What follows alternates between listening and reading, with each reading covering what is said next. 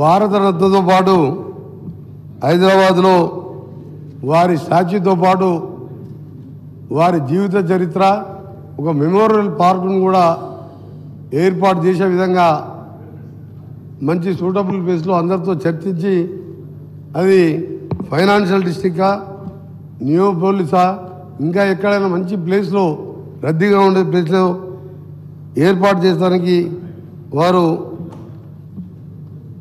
ప్రవేశపెట్టిన తీర్మానానికి అంగీకరిస్తూ అలాగే గౌరవ సభ్యులు వారి గురించి చాలా విషయాలు చెప్పారు. సీఎం గారు, డిప్యూటీ సీఎం గారు, మా శ్రీధర్ బాబు గారు క్లియర్గా చెప్పారు, ఉత్తమ్ కుమార్ రెడ్డి గారు చెప్పారు. అన్నిటికి మించి ఆయన ప్రపంచం మెచ్చిన ఆర్థికవేత్త, సంస్కరణలతో దేశాన్ని అభివృద్ధి బాట పట్టించిన గొప్ప నాయకుడు, ఎన్నో అద్భుతమైన చట్టాల రూపకర్త.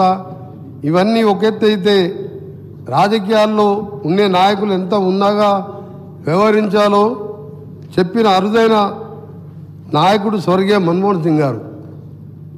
ఇవాళ రాజకీయ నాయకులు హిందువులు, ముస్లింలు, క్రిస్టియన్సు అని మతాల పేరుతో రాజకీయాలు చేస్తున్నారు. కానీ ఆయన సిక్కుగా తలపాగా ధరించిన ఈ దేశమంతా ఆయన మా ప్రధాని అని భావించింది తప్పితే ఆయనలో ఈ దేశం మతం చూడలేదు. అదే నిజమైన భారతీయత.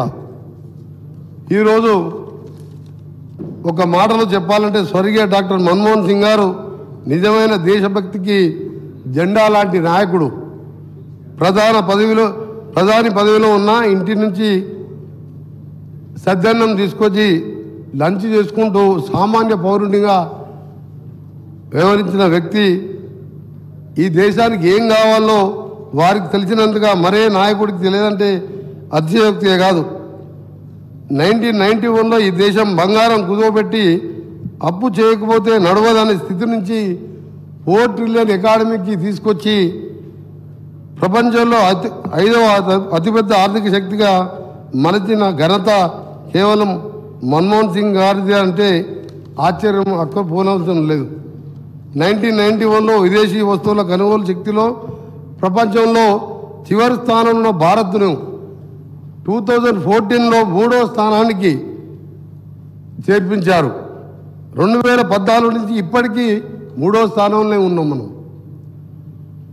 ఆయన ఒక సందర్భంలో అందరూ యాక్సిడెంటల్ ప్రధాని అంటుంటే ఆయన యాక్సిడెంటల్ ప్రధానే కాదు, యాక్సిడెంటల్ ఫైనాన్స్ మినిస్టర్ అని కూడా చలోక్తిగా ఆయన ఒప్పుకున్నాడు, ఆయన నిజాయితీగా. అలాంటి నిగర్వి డాక్టర్ మన్మోహన్ సింగ్ గారు ప్రధానమంత్రిగా 2004 నుండి 2014 వరకు 10 సంవత్సరాలు. ఈ 10 సంవత్సరాల కాలంలో భారతదేశ జీడిపి వృద్ధి రేటు 8 to 9% ఉంటే ఇప్పుడు 5% వరకు వచ్చినాం.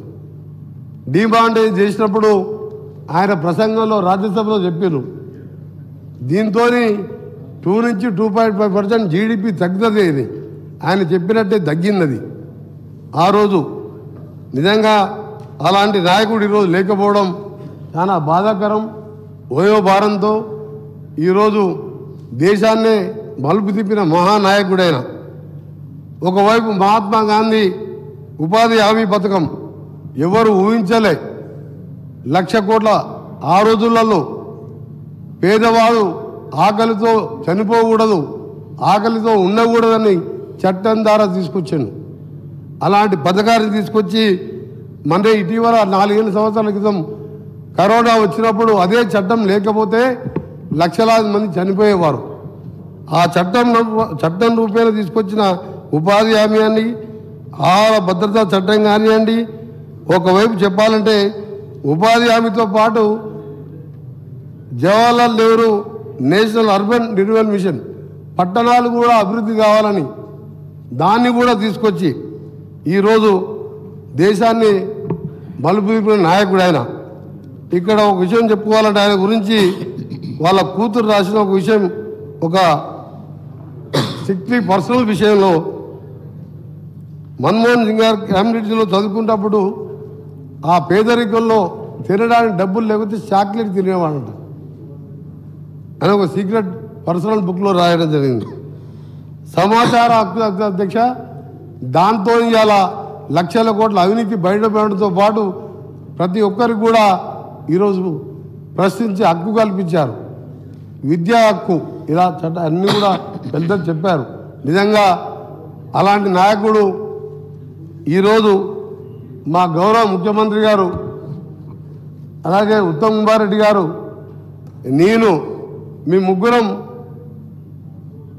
ఆయనకు అప్పుడు 90 years ఏజ్, అంటే 2 years బ్యాక్, అప్పుడు పార్లమెంట్ నుంచి బయటికి మేము బైకాట్ చేసి బయట చలిలో మేము అక్కడ ధర్నా చేస్తుంటే మా ముగ్గురు మధ్యలో దాదాపు ½ an hour పైన కూర్చొని ఆ ఫోటో ట్విట్టర్లో చూసాక మా సీఎం గారు ఉత్తమ్ కుమార్ రెడ్డి గారు ట్విట్టర్లో పొద్దున పోస్ట్ చేసి ఆ ఫోటో చూస్తే నిజంగా ఏడుపు వచ్చింది అధ్యక్ష.